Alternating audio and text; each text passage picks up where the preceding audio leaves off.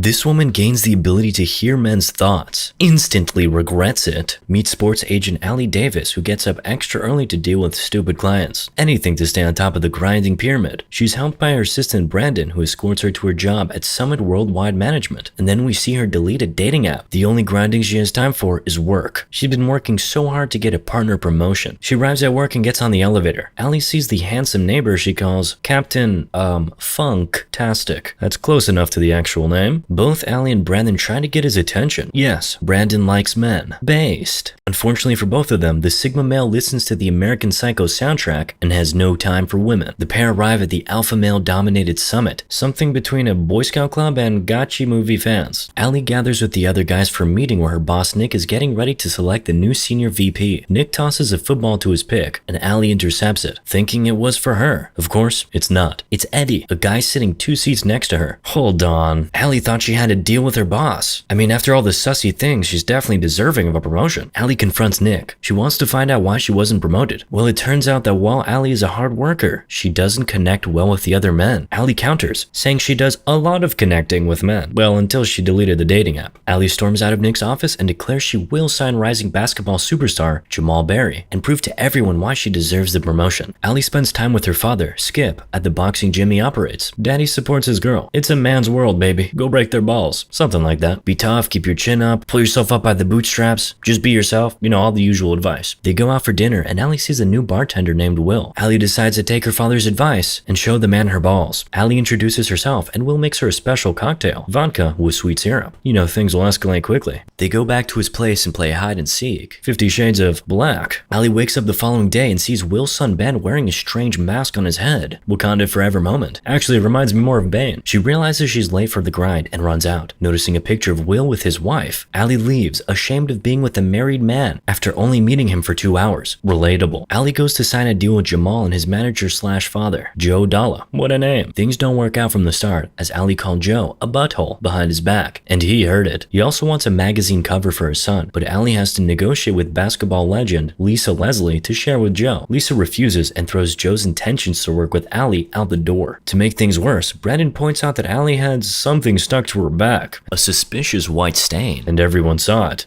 We've all been there. Just kidding, guys, I'm grinding my way to becoming a wizard at 40. Allie joins her best friends Mary, Olivia, and Sierra for Mary's bachelorette party. The girls feel Allie's pain, but they agree with her being bad with men. Woman moment. Olivia says she hired a psychic named Sister to read her fortunes. Allie goes first. Sister reads her Uno cards and sees all the problems. Well, it's written on her face. Girl, if you want to solve your problems, drink some tea. Then the ladies hit a club to dance. Mix it with some angry juice and oregano. Trip to the toilet? Worse. Allie gets punched by a sussy balloon, trips, and knocks herself unconscious. She wakes up in the hospital and hears her doctor's thoughts about drinking and eating salt through her nose on the job. Wait a second, she just heard that man's thoughts. Now I see where things are going. Allie is greeted by her friends and Brandon, who drives her to work. On the way, Allie hears Brandon's sarcastic remarks about her before they both realize she can hear his thoughts. Immediately, they both freak out. Allie gets out of the car and walks to her work, hearing random men's thoughts. And yep, it's not Einstein-level dialogue as you've guessed. Overwhelmed, she gets to work and discovers even more nasty, dark secrets of the men around her. Just when it gets funny, Allie wants to get rid of her new talents and pay a visit to Sister, but Sister can't do anything. After a relaxing head massage, Allie realizes it's not that bad after all, and reading men's thoughts can get her a career boost. So she goes for it. Allie learns that her colleagues have a secret poker night and don't invite her. She shows up at the home of Ethan and finds Nick there with Joe Dalla and Kevin, as well as Mark Cuban, Grant Hill, and Shaquille O'Neal. Nice setup. No wonder you weren't invited. Allie reads the guy's thoughts and beats all of them until it's down to her and Joe. She intentionally loses to him, and the man is pleased. Well played. Now, with such a talent, you could possibly continue emptying men's pockets. Still, for some reason, Allie decides to continue her lousy agent job. While at home, Allie meets the neighbor she's been crushing on. She reads his thoughts and discovers that he wants her here and now. Man, girls really do be living on easy mode. Things escalate quickly and the man is about to give her a tour of his house. But then she discovers his love of Bane, so she retreats. Later, Joe brings Jamal to Summit Worldwide Management to hear a presentation from Kevin on how they can market Jamal's status. Kevin puts on a cringy rap video with Jamal's face photoshopped in, but Allie can hear Jamal and Joe don't like it. I'm sorry, but there's no need to be a psychic to see that. She steps up and tries to appeal to Jamal by hearing his thoughts, but she also totally blasts Kevin's idea. As you've guessed, the lady outplayed them. Joe and Jamal are impressed. She catches them on their way out and invites them to a basketball game over the weekend, but Joe considers spending that time with his family. He also doesn't think Allie is a family person and doesn't trust a lady without a family. That's when Will and Ben walk in. Perfect timing. Allie pretends that Will and Ben are her husband and son. This makes Joe trust Allie and agree to go to the game. If only you could just pretend someone was your girlfriend.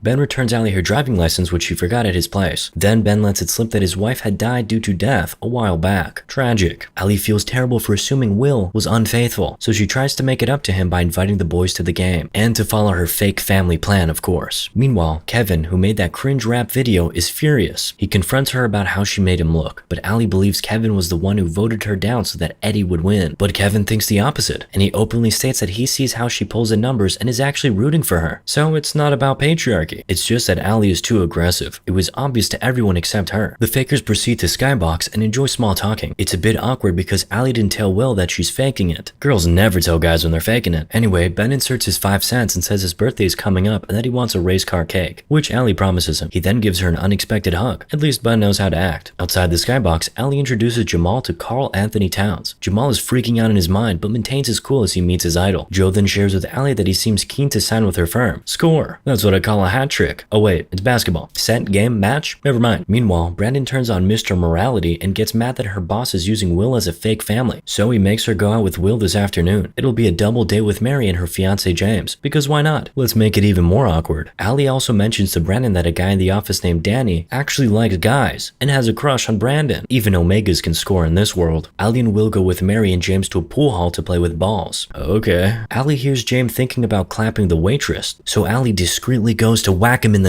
with the pool cue. Allie also hears Will thinking genuinely sweet thoughts about her, enough to give her butterflies in her stomach. Later, Allie introduces Will and Ben to her father. Although Skip seems skeptical of him initially, he warms up to Will as he sees him as a dedicated father, and they both are in love. Just when things are looking up and they are ready at work, it turns out that Joe takes Jamal to China due to a deal orchestrated by Ethan. The latter has left Summit Worldwide Management. Smart move. You know, this girl could also just leave the agency and do that whole poker thing we discussed earlier, but no, ambitions. Nick is pissed and almost fires her. He then sees Will outside and reveals that Allie was just using him to make a deal with Joe. Will gets hurt and leaves. Woman manipulation moment. Later, Allie attends Mary's wedding and has a lot of angry juice. When they're in church and the couple reads their vows, she steals the show by saying that James clapped Mary's cousin Gabby. Brandon tries to stop Allie, but she says he should shut up because he's just an assistant. The boy runs away, offended. But the party isn't over. Allie mentions how Ciara's husband has been polishing another man's whistle. No cap. This leads to an all-out battle royale as the ladies start fighting. A classic wedding in the Bronx. A random woman grabs a vase and knocks Allie out with it. Quite the highlight reel. Allie wakes up in the hospital again and meets the same doctor, but now she can't read his thoughts. Nice. Or not. Abilities are gone. Same with her friends. I know that feeling. For me, it all started with the first video on Minute Movies. I woke up 2 years later with no friends and a big stain of mayonnaise on my shirt, and I don't remember eating any hot dogs. Anyway, Allie first apologizes to Brandon at work for how she treated him. He forgives her, and we find out that they, with Danny, are in a relationship. Score. They discuss Jamal and she realizes she doesn't listen to what he really wants. She finds him at the park where he loves to play basketball and suggests he should stay in Atlanta where he is happier. Allie later visits her friends. They're still mad at her, but she apologizes and offers to pay for their margarita Mondays from now on. Immediately gets forgiven. The NBA drafts happen and Jamal stays in Atlanta. Joe thanks Allie for making Jamal happy. Nick calls for another conference with his team. Ethan gets back on the team but will be on probation for a year. That leaves the partner seat empty, and guess who becomes the partner? Our girl Allie. However, Allie decides she no longer wants to be part of the boys club. She's quitting and starting her own agency with Kevin as her partner, taking all her clients with her. She even decides to make Brandon an agent. Really, that Omega nerd? Allie goes to a birthday party for Ben and brings him the cake he wanted. Although Will is still mad, Allie apologizes and convinces him to give her another chance. He agrees, as long as they take it slow for now. No 50 Shades of Grey. That's definitely what Will wanted to hear. Does he also get Margarita Mondays? Allie, Will, and Ben walk together in the park as Allie discusses plans for her agency. Moral of the story? The original gender-flipped version of this movie is way better.